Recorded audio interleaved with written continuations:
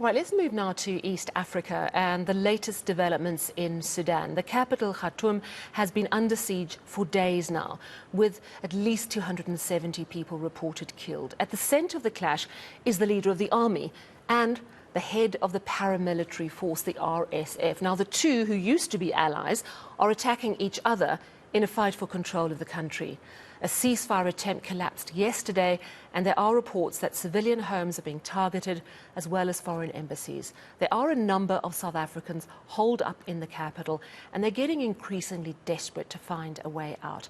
I'm joined now by two of them, Ilse and Trudie Stikarovsky, two South Africans who are living in Khartoum, who haven't left their homes in days.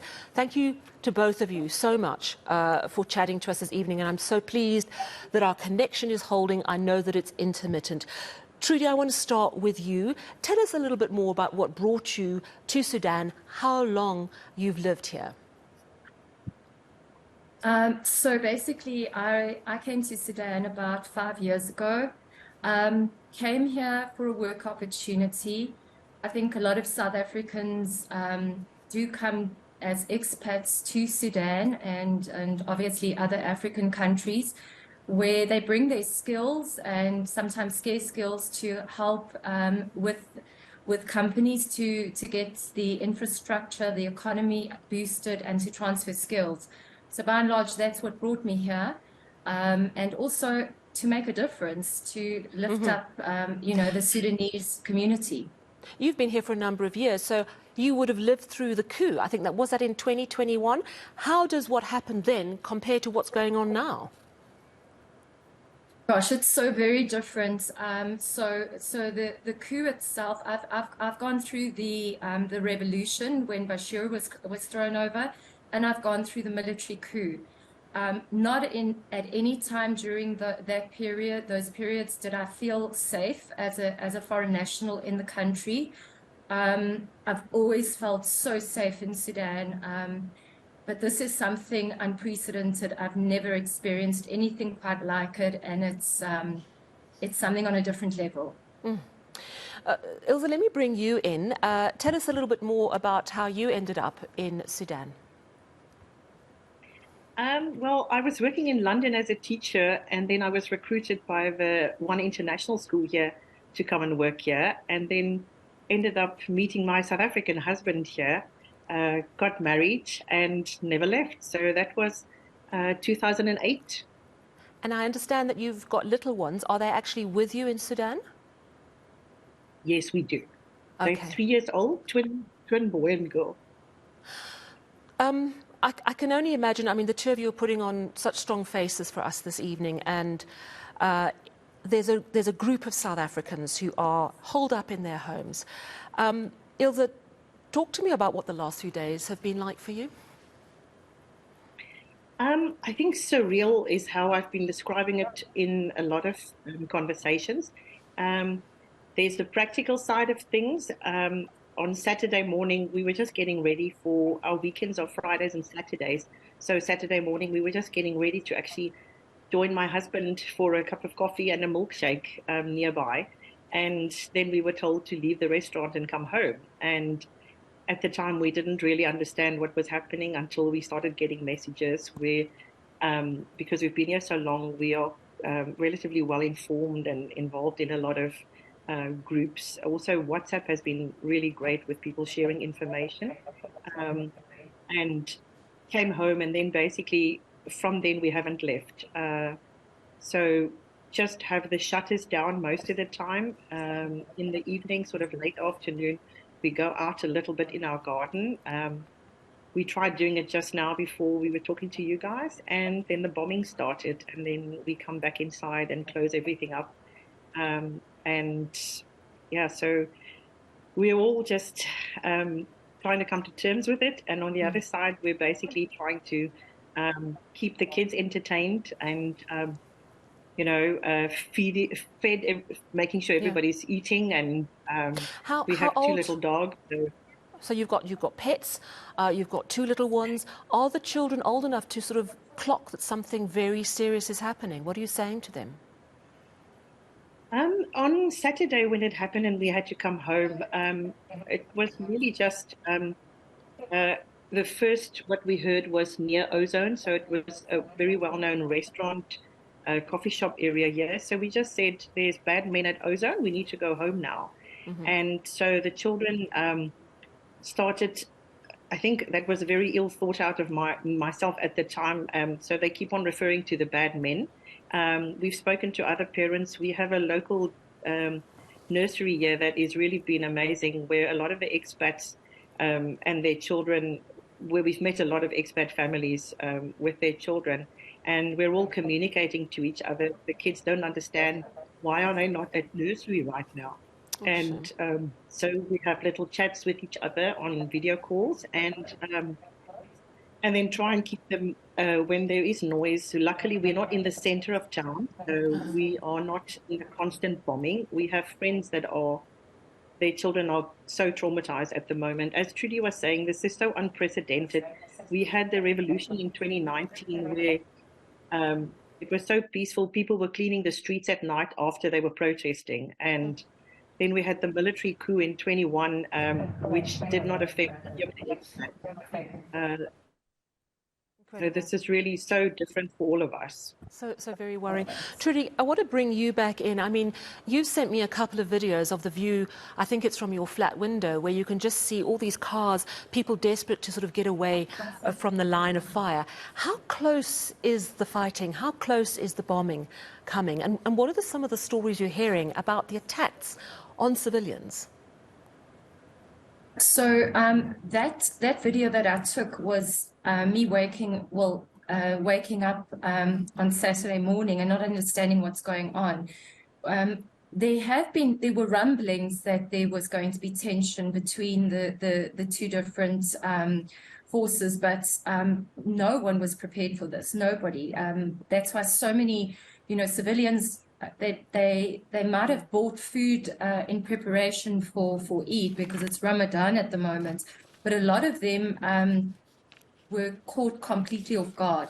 So just in terms of where I'm situated, it's more sort of on the going out of the city center, and there's a sports complex, a big stadium, about 1 kilometer away from where the compound is that I stay in, and it was there where one of the first conflicts started, and that was apparently where the army had started. Right.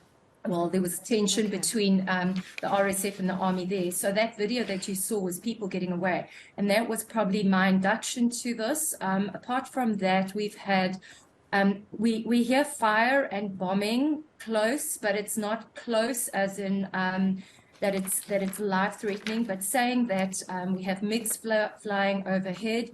And we've had quite a lot of stray bullets that we found in the compound itself. That picture that you see there is actually South Africans and also workers from the company that is bringing in supplies of water for us. And just in terms of the water supply, the pipeline has been damaged. So water supply is also now becoming intermittent. And also the mainframe, the electricity mainframe has been damaged, and 3 power stations have been shut down now. So you're worried about, obviously...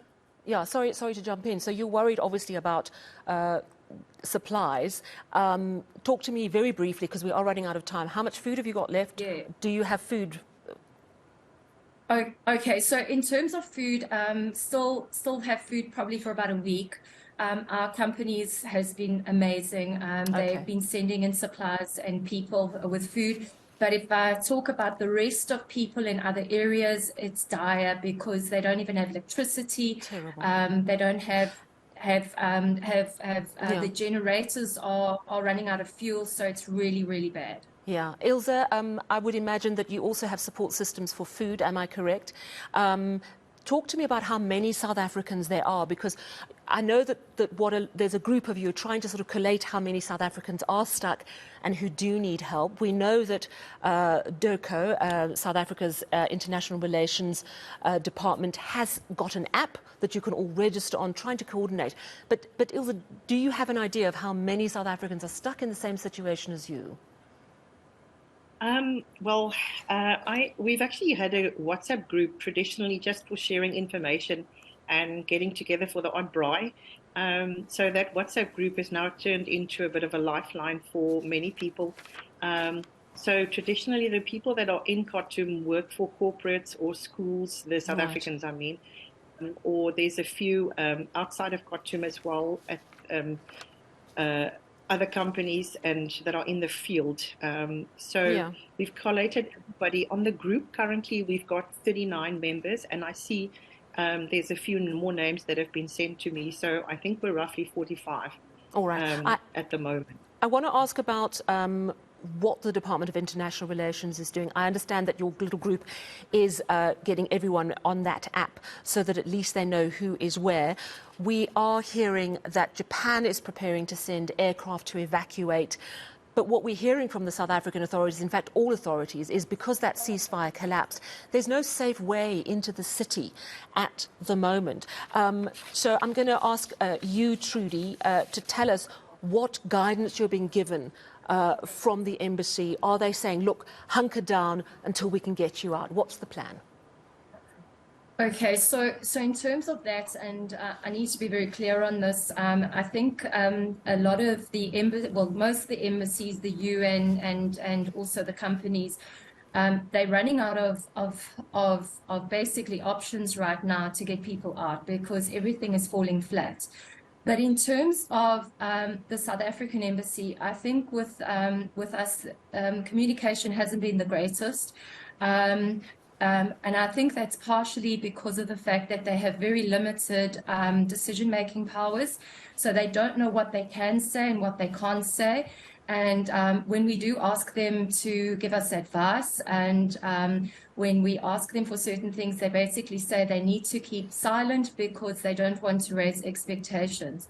That for me is not acceptable. At this point in time, we need to just be given reassurance, even in terms of creating a list of people that are in country. We basically started the list. Ilse and I got that list together. I put a WhatsApp together. Ilse got it out into the group, and we started trying to get people to put the information together. Yes, it's the responsibility of people to register themselves with embassies. However, a lot of that data is outdated. So we need an updated database.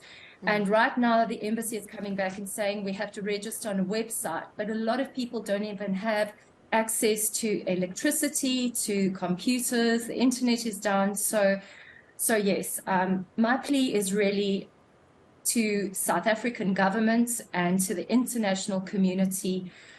We're really running out of time here. People are getting desperate, and it's not easy. If there's anything that the international community can do and the South African government can do to get us out and collaborate with the Americans, the British, the Japanese, anybody out there, this is not normal. The UN is also becoming more and more powerless, and this is just not normal. Yeah, I have to say, and I have to close, but I want to say thanks to both of you. This is clearly a terribly stressful time. Ilse, you with your two little ones as well, and South Africa's behind you and hoping that all South Africans there will be kept safe. We know that the Thabo Mbeki Foundation has also said this is extremely concerning. There's mounting pressure from within Africa for this fighting to stop. Let's hope that a ceasefire is breached soon and a humanitarian corridor is created to get people such as yourself out. The point, of course, you're making, though, is that there are many citizens who are in a very difficult situation.